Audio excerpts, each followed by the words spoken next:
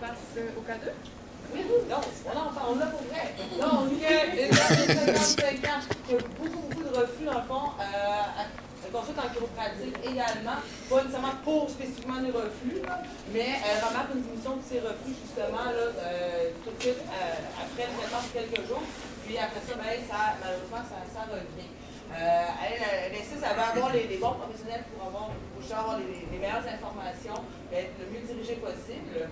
Et justement, comme le disait Andréane, elle a un emploi du temps terriblement chargé. Elle a un horaire de sommeil et un horaire de repas absolument erratique et complètement bouleversé quotidiennement par son travail là, en tant que propriétaire d'une maison de retraite. Maintenant, on est massothérapie, c'est un mot. Donc, en massage, en fait, moi, ce que je lui conseillerais, c'est vraiment un massage plus au niveau détente. Parce que normalement, environ un massage d'une heure de détente, il vaut environ 3 heures de sommeil récupérateur. Donc, si la dame, en fait, ne dort pas beaucoup, ben ça peut toujours l'aider, en fait. Par la suite, je lui montrais, en fait, la respiration du ventre. Donc, c'est vraiment une respiration plus au niveau de l'abdomen qu'on va faire. Donc, dans ce temps-là, ça aide, en fait, le péristaltisme du côlon, en fait, de tous les organes, en fait, internes. Ça les aide, justement, à pouvoir mieux fonctionner. Donc, moi, j'irais plus dans cette optique-là, en fait, pour cette dame. Donc, en chiropratique de Florence. Ben, en chiropratique, en fait, oui, j'espère, en fait, c'est pas une de mes patientes à moi personnellement, et puis j'espère que cette dame-là en a parlé à son chiropratique, du fait qu'elle n'avait pas de résultats à ce niveau-là, qu'elle a remarqué une amélioration qui ne durait pas. Donc, c'est super important quand on est déçu des fois de nos professionnels, c'est parce qu'on ne parle pas assez de ce qui nous déçoit, justement, et je le vois régulièrement. Combien de fois je dis à la patiente, si vous me l'aviez dit, on aurait pu faire de quoi un peu plus tôt, tu sais, tu me dites pas, je peux pas tout deviner non plus.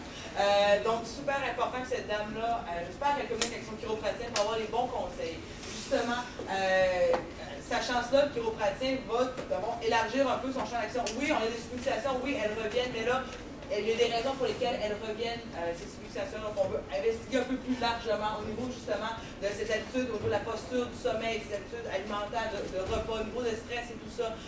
On a des conseils qu'on peut donner et référer à des bons professionnels là, pour justement être capable d'atteindre un meilleur équilibre. C'est sûr qu'on va continuer à travailler au niveau mécanique des fluctuations en tant que tel, mais on l'a vu, c'était pas suffisant dans ce cas-ci. Et puis, les chiropratiques est une belle porte d'entrée vers d'autres professionnels quand on lui parle finalement. Andréane. Finalement, si on est trois à lui parler de l'importance de son hygiène de sommeil, si on est trois aussi, en plus, elle va s'entraîner chez Cardio Plein Air ou que finalement, vous êtes un ami proche ou peu importe, je pense que si on table tous là-dessus, mais je pense qu'elle va finir par comprendre toute l'importance, c'est ça, qu'il faut qu'elle donne. Sinon, moi, je vais lui parler de l'horaire de ses repas. C'est quelqu'un qui déjeune au café, qui prend un dîner sur le pouce, un très gros souper à 20h, 21h. Donc, à ce moment-là, c'est terrible pour les reflux, ce genre d'horaire-là. Donc, parfois, juste le fait de remettre finalement un horaire de calories, étrangement, on ne calcule pas les calories, pas là, mais un horaire de repas typique qui va nous permettre de ne jamais dépasser 4 à 6 heures entre deux repas pour éviter d'avoir un estomac à jeun trop longtemps. Donc, ça va être une des premières étapes. Par la suite, comme je vous disais, pour le tube digestif, on va aller voir les aliments sucrés, les aliments gras. Dans son cas, elle avait tellement faim arrivée au souper, vers 20h, 21h, puisqu'elle n'avait pas de déjeuner protéiné pour bien débuter la journée. Dans quoi on se dirige quand on a cette faim intense? Souvent, on s'en va vers les aliments qui vont nous donner de l'énergie rapide, donc des glucides très rapides. Donc, beaucoup de produits céréaliers raffinés, souvent qui viennent avec la friture, donc des aliments plus gras. Donc, c'est certain qu'on va aller travailler là-dessus. Puis, s'il y a une petite sensibilité aux aliments acides, bien, c'est sûr qu'on va essayer de contourner ça là, pour prendre des aliments qui sont plus d'origine basique pour limiter les aliments acides. Mais ça, c'est une question de tolérance individuelle, donc on va l'évaluer en fonction du client qu'on a devant nous. Pour ce qui est d'une problématique de reflux, qu'est-ce que vous feriez en tant que professionnel qui recevrait ce client? La première des choses, je référerais. Mais mis à part ça, en RPG, en station debout, entre autres, il y a beaucoup de reflux au coucher sur le dos. C'est en lien avec les aponevroses, c'est ça, le diaphragme en bas. Tu dis la ta profession. Ah oui, je suis physiothérapeute. Donc, en physiothérapie conventionnelle, on ne traite pas.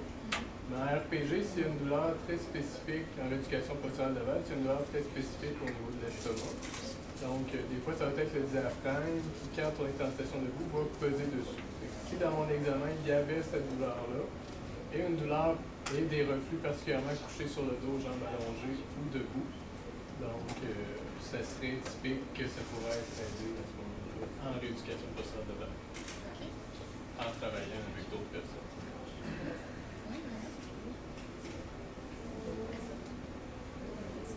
Ce qu'on a abordé tantôt,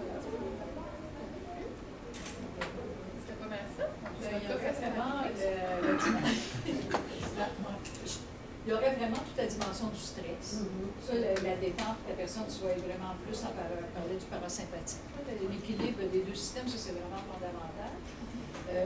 Moi, je verrais aussi, avec la polarité, on pourrait arriver à ça. On pourrait arriver aussi à équilibrer, si vous voulez, tout le système neurovégétatif.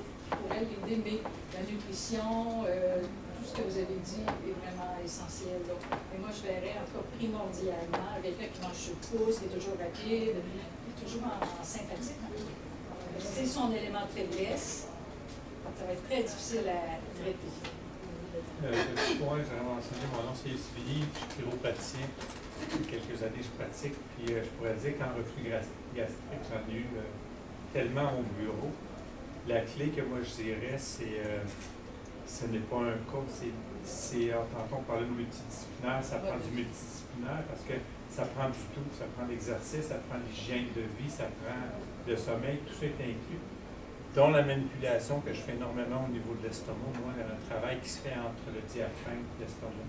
Ça aide énormément, mais je dirais que s'il n'y a pas de changement, il n'y aura pas de changement chez le client. C'est le point que je veux donner parce que ça prend un tout. Si le tout n'est pas là, ça revient très rapidement. Sur l'expérience, finalement, il y avait un aspect seulement. C'est ça. Une partie Souvent, le client il cherche la guérison rapide, alors que c'est ton hygiène de vie rapide qui a changé. C'est la société. C'est le commentaire que je veux donner.